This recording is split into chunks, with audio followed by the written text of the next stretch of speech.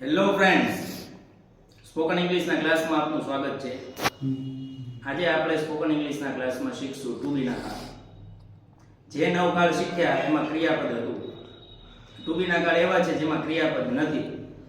Two બીના કાળનો મહત્વનો ફેરફાર છે એ છે ક્રિયાપદ. તો ક્રિયાપદ વગરના આપણે ઘણા બધા વાક્ય બોર્ડ પર લખ્યા છે.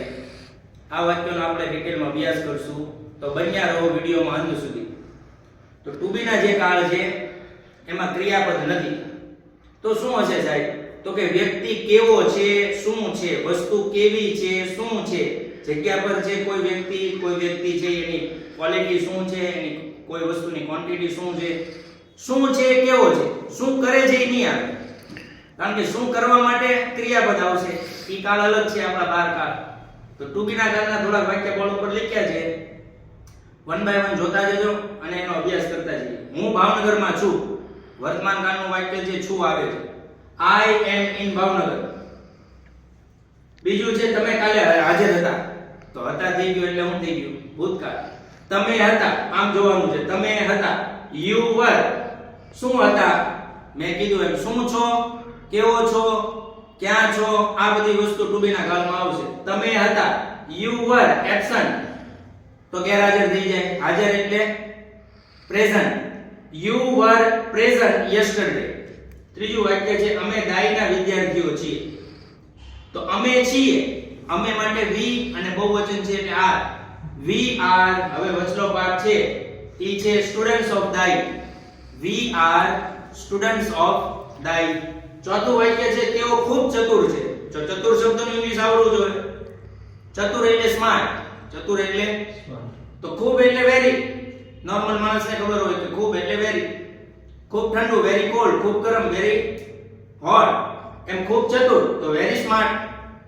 તો તેઓ છે એટલે વર્તમાન કાળ. they are very smart. આ ખૂબ ગરમ છે. તો આ માટે બે ક્રિયાપદ બે કરતા વાપરીએ કે this અથવા it. તો આપણે કહીએ છીએ it is. એક વસ્તુ છે it is very hot. it is very hot. ચાનો કપ આવે છે તમે પીવા જાવ છો પછી મૂકી દો. it is very hot. Classroom મોટો છે. તો ક્લાસરૂમ એક ક્લાસની વાત થાય છે એટલે ક્લાસરૂમ is big.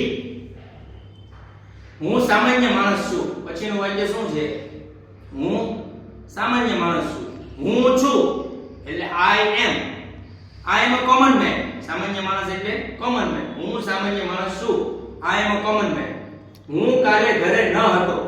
તો હતો એટલે ભૂતકાળ આવ્યું એટલે કા was આવશે કા were આવશે. was આવશે એક વચન હોય તો were આવશે બહુવચન હોય તો હું ન હતો. I was not. ક્યાં? at home. I was not at home. કાલે એટલે બધાને ખબર છે yesterday. આજે એટલે today. આવતીકાલે એટલે tomorrow. અત્યારે એટલે now. પછી એટલે then. મારો ભાઈ ફ્રી છે. મારો ભાઈ છે તો મારો ભાઈ એક વચન છે એટલે my brother છે એટલે is. my brother is free. તેણી થાકેલી છે. સાહેબ થાકેલી હોવું એટલે વરીડ થાય. ઓપ્શન તમને આપું છું. વરીડ થાય કે ટાયર્ડ થાય? ટાયર્ડ. Very good. તો તેણી એટલે she. હતી એટલે ભૂતકાળ છે she was. અને થાકેલા માટેનો શબ્દ છે tired. she was tired. પહેલા છોકરાઓ જો બહુવચન થઈ ગયું. હવે વર્તમાન કાળ છે કે ભૂતકાળની પાછળથી ખબર પડશે. છે એટલે વર્તમાન કાળ. શું છે? પહેલા એટલે દૂર ઊભા છે એટલે those. નજીક હોય તો these. ઝ બોલવાનો છે ઝબલાનો. these એટલે નજીકના એકથી જાજા.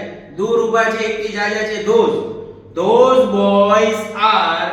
હવે રસ હોવો એટલે interested. those boys are interested. પહેલા છોકરાઓને રસ છે. બાળકો એટલે children. બહુવચન થઈ ગયું ઓટોમેટિકલી. અને ભૂતકાળ છે હતા એટલે children were. પણ નકાર વાક્ય છે children were not. ખુશ ન હતા હેપી. બાળકો ખુશ ન હતા. children were not happy. તો જે પાઠમાં આપણે કટકે ઇંગ્લિશ બનાવીએ છીએ એ પ્રેક્ટિસ કરતા કરતા જબાન ઉપર દિમાગમાં વાક્ય ફિટ બેઠવા મળે એટલે ગ્રીપ આવવા મળે એટલે જબાનથી વાક્ય નીકળવા મળે. સ્ટાર્ટિંગ કોઈ પણ વસ્તુની સ્લો અને સ્ટેડી કરો અને પ્રેક્ટિસ એટલી કરો કે પછી સ્લો સ્ટેડી છે એ સ્પીડ પકડતી જાય અને જબાન ઉપર એ શબ્દ વાક્ય બનીને આવવા મળે. હું એકલો ન હતો. હું હતો I was તો નકાર છે. I was not alone. Alone એટલે એકલો. હું એકલો ન હતો. તમે ગરીબ ન હતા. ગરીબ એટલે પુઅર. ન હતા એટલે પાછું નકાર વાક્ય છે ભૂતકાળનું. You were not poor. You were not poor. તમે ગરીબ ન હતા. અમે મહેનતુ હતા. મહેનતુ એટલે હાર્ડ વર્કિંગ.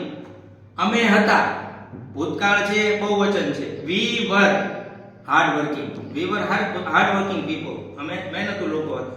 છોકરીઓ 20 વર્ષની હતી. તો બહુવચન છે, ભૂતકાળ છે. Girls were of 20 years age. છોકરીઓ 20 વર્ષની હતી. Girls were of 20 years age. આજે રવિવાર નથી. હવે સાહેબ આવા વાક્યોને સામાન્ય વાક્યોને આપણે આવા વાક્યને સામાન્ય વાક્ય ન કહી શકાય, કારણ કે આમાં કરતા જ નથી. તો જેનો કોઈ કરતા ન હોય એનો કરતા ઈટ બને. કોણ બને? ઈટ. તો ભૂતકાળ છે કે વર્તમાન કાળ છે?